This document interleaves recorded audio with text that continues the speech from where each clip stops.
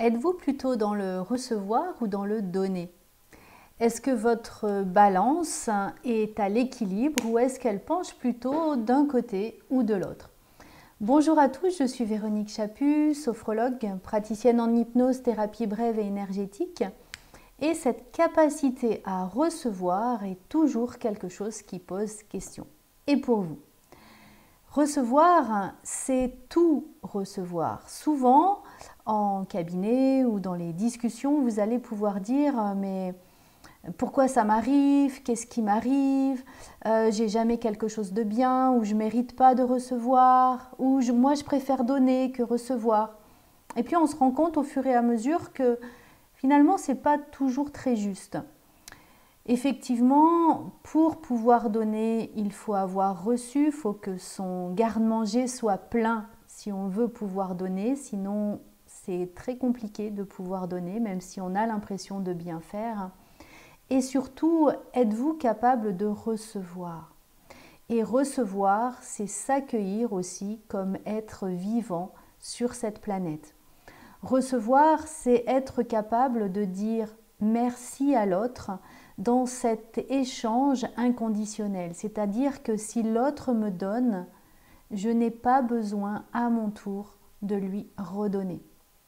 Alors regardez un petit peu comment vous êtes dans cette capacité à recevoir.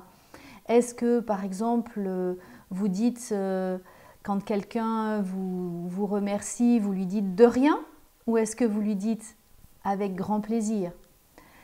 Déjà, rien que sur ce petit échange, vous savez si vous avez cette capacité à recevoir ou pas. Quand on dit de rien, ça veut dire que je le fais, mais c'est comme si ça avait aucune importance pour moi, comme si ça ne m'avait rien coûté. Et souvent, la plupart du temps, quand vous rendez service à quelqu'un, vous lui avez enchanté sa journée, vous lui avez mis du soleil dans sa journée, et c'est un véritable cadeau que vous faites. Donc c'est important aussi de se reconnaître dans cette capacité à offrir de l'amour, du soleil dans la vie de l'autre. Et puis, vous pouvez aussi regarder comment vous vous comportez avec les autres. Par exemple, quand vous allez manger chez quelqu'un, quelqu'un vous invite, est-ce que vous vous sentez obligé de rendre l'invitation? Est-ce que vous vous sentez obligé d'amener systématiquement beaucoup de choses, ou est-ce que vous choisissez un petit quelque chose juste pour faire plaisir à l'autre? Et là aussi, vous avez dans votre comportement, qu'est-ce que je suis capable de recevoir? Et souvent, quand on n'a pas cette capacité à recevoir, c'est peut-être parce qu'on a eu des blessures et on s'est fermé, notre être s'est fermé. Et c'est peut-être maintenant le moment, je dis beaucoup de peut-être, mais c'est en tout cas comme ça que je vois les choses, que c'est vraiment le moment de se reconnaître et de se recevoir dans le cadeau que l'on est pour l'autre. Le cadeau qu'on est pour l'autre, tout simplement parce que vous êtes la personne la plus importante au monde. Mes clients l'entendent très régulièrement. Mais vous êtes la personne la plus importante au monde. Déjà parce que vous passez toute votre vie avec vous-même. Donc si on n'est pas son meilleur ami, si on ne se reçoit pas aussi bien sur nos qualités que nos défauts, alors on va passer une vie entière à s'éviter, à ne pas être qui on est, à ne plus être un soleil pour l'autre. Et notre lumière intérieure va commencer à s'éteindre au fur et à mesure. Donc c'est vraiment capital de pouvoir recevoir. Et quand on va recevoir, eh ben on ne peut pas trier les choses. Et c'est là où votre blessure vous empêche de recevoir, parce que vous voulez recevoir le bien, le beau, l'exceptionnel, mais vous vous fermez à recevoir peut-être un élément un peu plus triste ou un contretemps ou quelque chose en tout cas que vous allez voir comme étant négatif.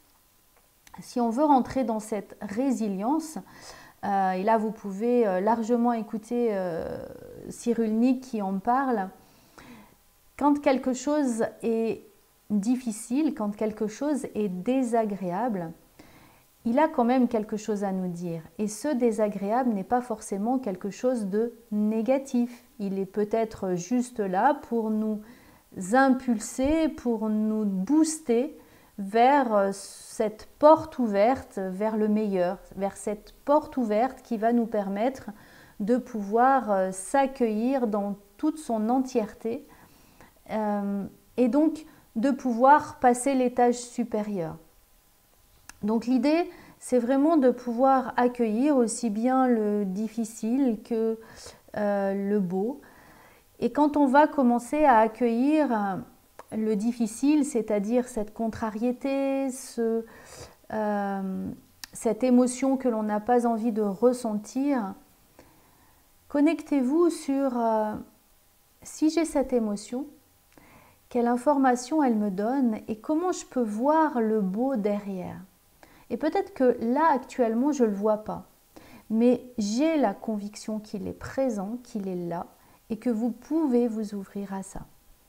Et chaque difficulté va vous permettre de voir aussi cette part de vous-même qui est bien au-delà du comportement, qui est bien au-delà de juste ce que vous faites dans votre vie, mais qui est exactement qui vous êtes. C'est-à-dire que vous êtes capable d'avoir de la bienveillance, vous êtes capable d'avoir cette tendresse, vous êtes capable d'avoir ce courage, vous êtes capable d'avoir cette endurance, vous êtes capable, toutes ces qualités qui font que vous êtes capable de traverser ce moment. Et si vous l'avez traversé, alors offrez-vous ce regard sur vous-même que « Waouh, de nombreuses personnes n'auraient pas réussi » et que là, vous avez fait preuve de cette ténacité, vous avez fait preuve de cette croyance en vous-même, vous avez fait preuve de cette capacité à vous plonger en vous-même pour mieux rebondir.